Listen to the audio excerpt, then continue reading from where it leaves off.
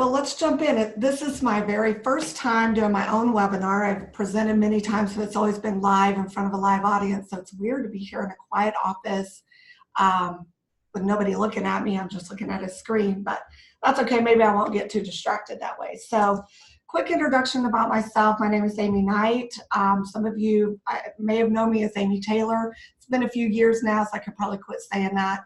But I was Amy Taylor for a long time in the industry, so that's kind of where I became known. And so I'm a graduate of OU. Back in '97, I started working in home health and hospice, in accounting for home health hospice. And then later, in about 2010 or so, we added nursing facilities and assisted living to the practice.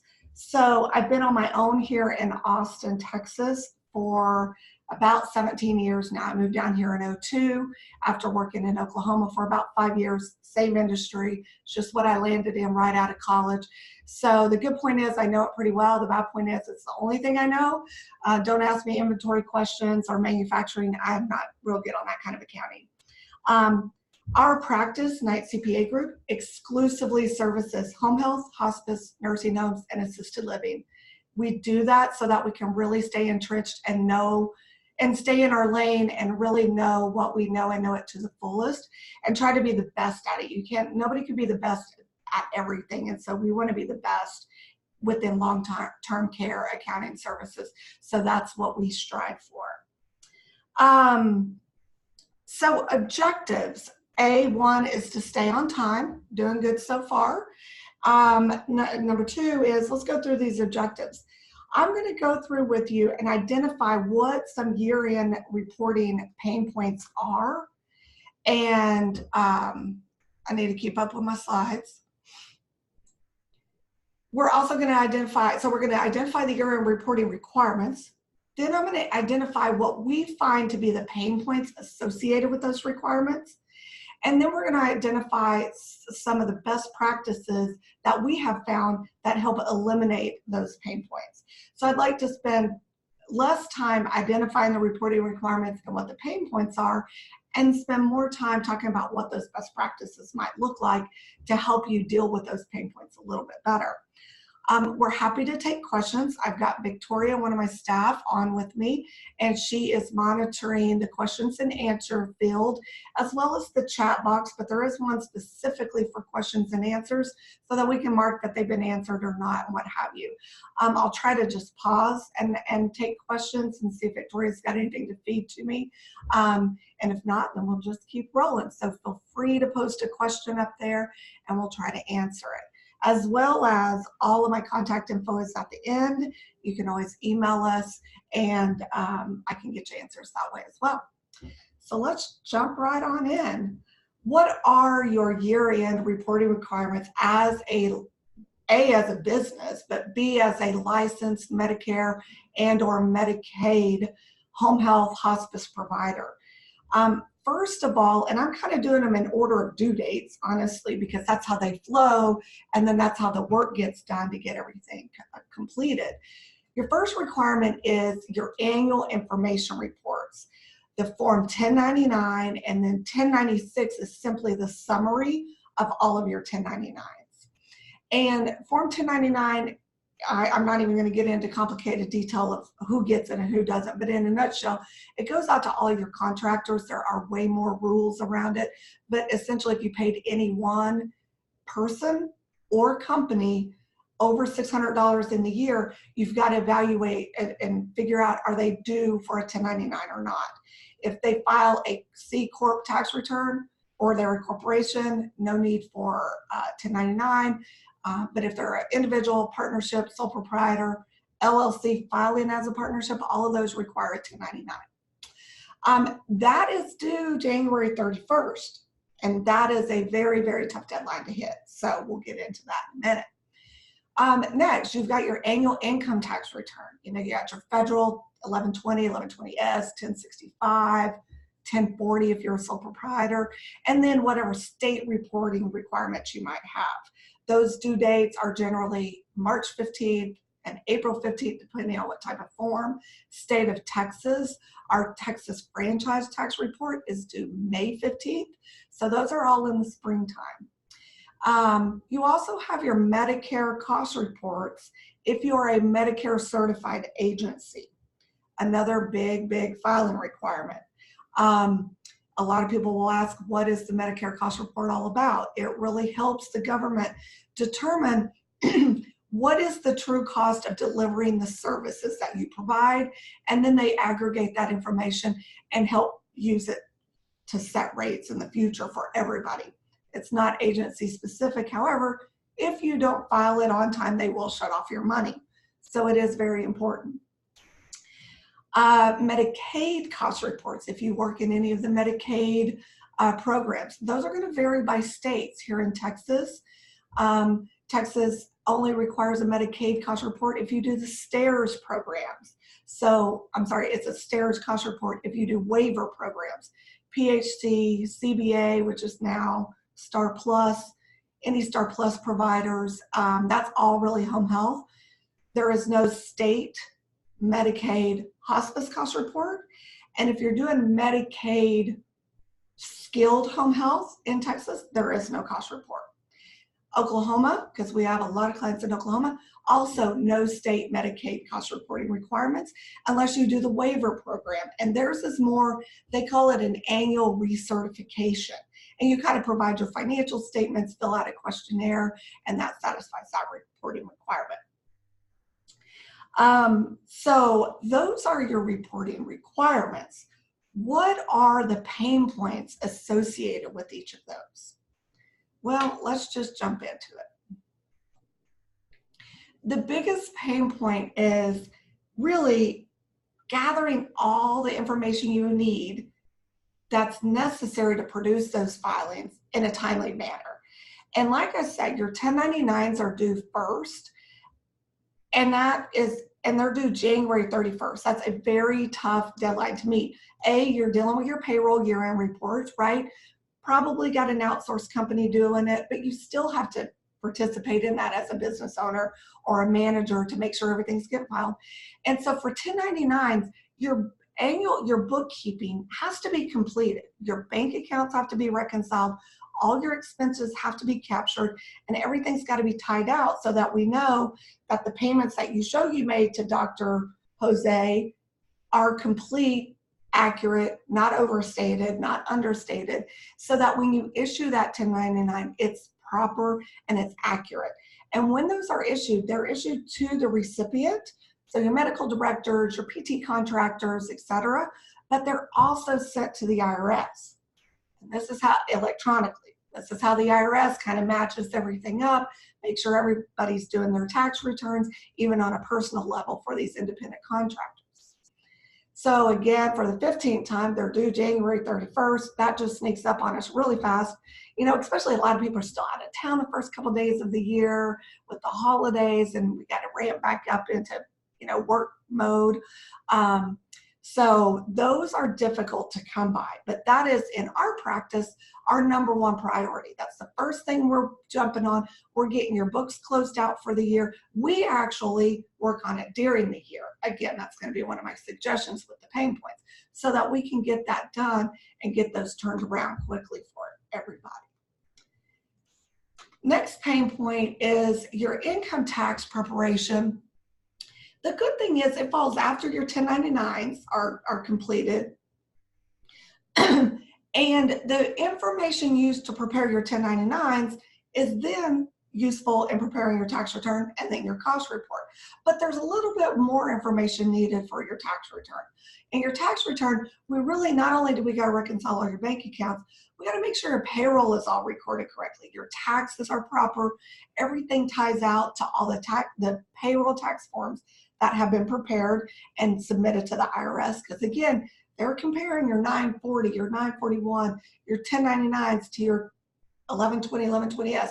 I know that's a lot of foreign numbers. They're comparing your payroll tax returns to your information tax returns to your income tax returns. And if things don't tie out, you will get notices. And the IRS is really good at sending out notices. So that's the next one. Again, it's really about gathering the documentation. Also, we've got to get those 1099s that were issued to you as a recipient by your payers, your insurance companies, Medicare, Palmetto. That 1099 is super, super important, especially if you're a home health provider, because Medicare does not issue their 1099 on a cash basis, which is how you probably recognize your income and report it on your tax return. So we got to get that Palmetto 1099 so we can reconcile it and post an adjustment for the difference, so that you're not paying income taxes on income you did not receive, such as all the adjustments that go through home health Medicare. Then there's your cost reporting. Cost reporting requires a lot more detailed information. So for the tax return, yes, we need to tie out, balance, reconcile your payroll, salaries, you know, what's in the financial statements to what goes on the tax return to what was filed by the payroll tax returns. But that's just kind of salaries in total. For your cost report, we have to start breaking things down. Tax return just cares what your total wages were, total payroll taxes. Cost report cares how much of your salaries were for skilled nurse. And next year, it gets better. How much was for RN? How much is for Alleviate? Hospice has been on this method for a couple of years now, but moving forward, we've got to start breaking down skilled nursing salaries by RN, LVN, nurse practitioner, physician's assistants, and physicians. We also have to start breaking physical therapy and occupational therapy between physical therapists and PTAs, OTs, and OTAs. So there is a lot of detail that's needed for those salary accounts and those salary expenses on your trial balance in your bookkeeping. So your bookkeeping, you can't just provide it and say, here's my total wages, or here's my total payroll expenses. That's what we typically see from somebody that we don't do the books on a monthly basis. We'll get their year-end books and it'll just be payroll expenses. And we've got to go through and we got to break it down between salaries and taxes, mileage, maybe insurance, benefits that might have been paid, reimbursements, cell phones, tablets, those things. But then we also have to break it down between RN, LVN, PT, PTA, OT, OTA, speech therapy, MSW, admin, marketing, medical directors. That has to be detailed out for your cost report. Again, this is Medicare specific. If you're not a Medicare certified agency, you don't have this requirement. However, I would still stress to you that to have good financial data to make smart business decisions in this industry, you should have that detail. You're going to want that kind of detail shown so you know what your cost per visit is, how your expenses break down, where you're spending your money, that you just need that information for good business decisions to be made. So salaries have to be broken down. Other direct costs have to be broken down. Your PSNR, this is the fun part, has to be downloaded from the EIDM system, which is a Medicare login. Honestly, everybody uses it once a year. I think you have to recertify. I know you have to recertify your login once a year, basically saying, yeah, we're still here. Yes, everything's still accurate, reporting any changes if there are any. But I think you also have to update your password every 90 days. I could be wrong, but I think it's 90 days, even though you're only logging in once a year. Go figure, it's the government. We also have to have some statistical reports from your billing. We need to know what your visits were by discipline. In hospice, we need to know what your days of service were by revenue, level of care. We also have to go through your trial balance and separate all the non-allowable costs, right? We've got to review everything now and make sure it's all classified properly on that trial balance. And really, the reason this is a bigger pain point for you as the provider, you've got to get all that information to the preparer in a timely manner so that then us as the preparer have time to put it all together for you. So you're gathering all that info so that we can then put it all together for you. So you've got to have it into us several weeks before the due date so we can get it done by the due date. The Medicare cost report I didn't mention, that due date is May 31st. That's the Medicare cost report. The you're going to catch me off guard. I don't know. The Oklahoma due date might be April 15th for that recertification package. The STARS due date for Texas Medicaid waiver program is April 30th. That's how those kind of flow. So let's move on to some best practices, because this is where I want to spend the next good 10 minutes, 12 minutes. Let me first stop and see, do we have any questions? I don't really see any in the panel. So I think we're good, and we'll just move on from there. That's kind of easy. I was wondering how this would all work. It's going well. So best practices. You know, it's great that I can point out what the pain points are. That doesn't do you any good. How do you alleviate these pain points and simplify them? Well, everything we do is to smooth out our year end, because you can imagine if it's painful for you, multiply it by my firm by 100, 150, because that's what we get all at once. So we're trying to find ways to make it easy for us and then share that with you. So one thing, the first thing I did way early in my career was I found an industry standard chart of accounts, right? So all of our clients operate on essentially the exact same chart of accounts. Everybody's balance sheet items, your assets, your liabilities, your equity, those vary a little bit based on what kind of loans you have, what your bank accounts are, whatever. But the P&L side, the profit and loss, the income and expenses, super standard, in good detail, always follows Medicare cost report, which then is easy to roll up into the tax return reporting. So that's where we start, is by a standard chart of accounts. So you can imagine, let's say you have 3 providers, and all 3, I've got a good example of a client that had 7 providers. And the way that they grew to 7 was through acquisition. And so every provider had a different trial balance, a different chart of accounts. And so they had no consistency across their platform. That was the first thing we did when they hired us. We made everybody's match, right? So that way it's easy to deal with. Well, that is good. If you're using a standard chart of accounts, that's good for the industry. That's going to give the detail that your preparer is going to need when filing the tax return and cost report. In that chart of accounts, if it's industry standard, it's going to include this proper level of detail, right? But you've got to flow that on into your payroll system. We have very intimate knowledge with payroll here in our firm. We did payroll for many years within the firm. We separated it out into its own payroll company because it got big enough to. And so we ran a separate payroll company for a few years. And we've recently partnered with another firm, a payroll processing company, to manage all of our payrolls, because it gets so detailed.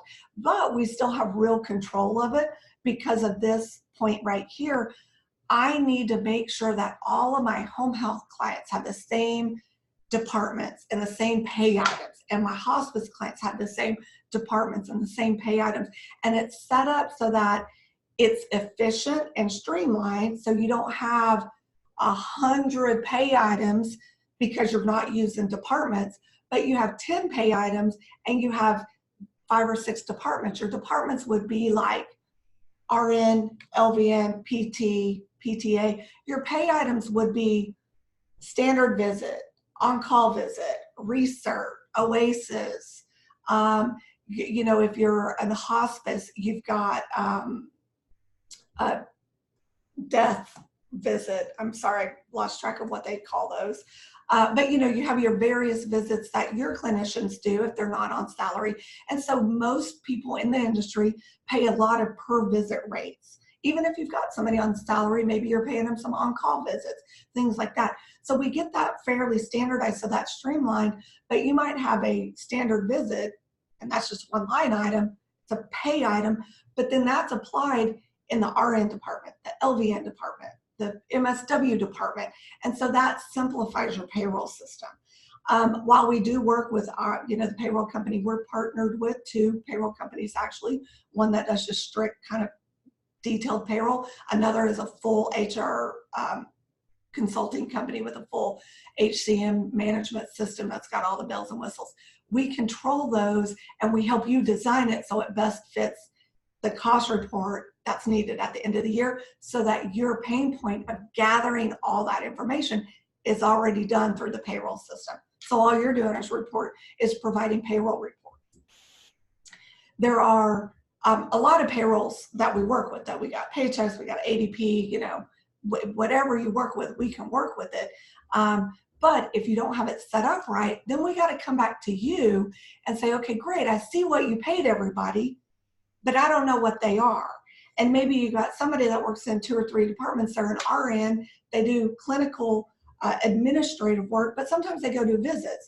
Well, it's really, really hard for you to break that out at the year end, and that's where these pain points are. The next way that we really recommend this is, again, kind of what I was just saying, keep up with things during the year. For instance, on that 1099 process, while we only have January to work on it. So on the clients that we maintain monthly, we do a really thorough 1099 review a couple times a year. Usually summer, after busy season is over for us.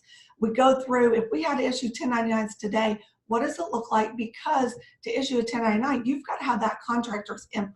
You got to have a W-9 form signed from them to know how they are taxed, to make sure you issue your 1099 appropriately. So and that takes a lot of work to get those from those contractors. We do that throughout the year. When we see a new vendor added to the system, or we're paying somebody new for a client, we request it right then. I will say big companies, I'm actually paid by a large group to do their cost reports. Every year they require a new W-9 from me before they will pay me. So you could set that as a practice in your firm, in your agency. You don't pay a contractor until you've got their completed W-9 on file. So when it's time to do your 1099s at the end of the year, you can issue that without having to track down that contractor, especially if it's somebody you only work with once or twice, right?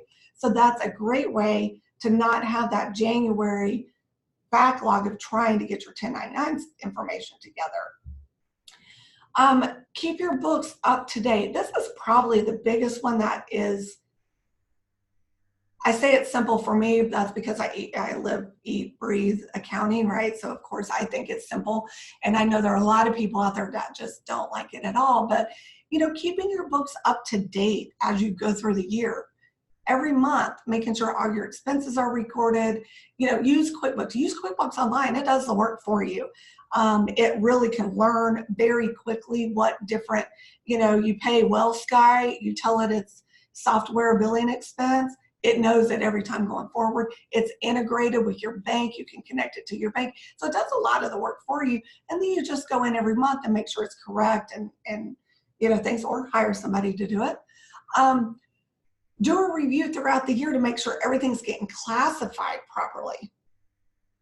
And then review your payroll activity to make sure it's in the proper detail, and make sure every employee is coded to a department. That is a problem. ADP, I know, for instance, will let you pay employees and them not be assigned to any department. Well, then being that year end, you got to go clean that up. And it kind of defeats the purpose of having that set up, you know, automated for you. Keep up with your EIDM login so that it's active and in good standing, because if you have to renew that, it could take a couple weeks at year end, and it's just a headache. And keep your billing system current, right? You want to post adjustments as they happen if you have a billing system that you have to do that. My mind directly goes to Vesta with the Texas PHC program. You know, if you get denied a claim and you rebill it, you've got to go enter a negative adjustment to zero out the one that got denied. Otherwise, you end up with hugely overstated reports. So that's the one I kind of go to on there. So really keeping up with it throughout the year is the best advice I can keep. And if you haven't, let's say it's October, guys, it's October 2nd. By the way, it's still 100 degrees here in Austin. I do have shorts on today. But keep up with it through the year. Say you haven't yet. Well, start thinking about it now instead of January, February. Get on it now, because you know, an accounting firm like ours, we would love to take new clients now and get you cleaned up before year end. This is season for that. And then you go into the new year with good systems in place. And that way next year, 2020, is all smooth sailing and you don't have a problem at your end. So my final thoughts are, with good systems in place and routine maintenance, it doesn't have to be a big problem, even if you cringe at the thought of reporting and accounting and bookkeeping. Outsourcing, to me, your back office, to me, is one of the things that is easy for these agencies to outsource. That's a lot of what we do. We do outsourced accounting. We're full CFOs for many clients. We pay bills and everything. We're the accounting department, and everything you need is right at your fingertips and you don't have to worry about it. But just monthly routine, you know, so you have a good in-house bookkeeper that you like. Well, then just having somebody review it monthly and then do the year-end reporting for you can also really free you up. Again, I don't see any questions. If anybody's got anything, I do have one thing to put out there for you. You know, we are happy to take on new clients this time of the year. Busy season, which for us is January through May, it becomes more difficult, but we still do it. It just sometimes takes a little bit longer to get things in place how we like them. So if there's anything that you've seen here that you're like, I need that done, please let us know. We are going to do 2 more webinars in this series, similar to this, but kind of dive in a little bit more into how to make year-end smoother. So watch for a follow-up email for registration links on those. I think they're going to be spaced like 2 weeks from now and then 2 weeks from then. I don't have them solidified on the calendar yet.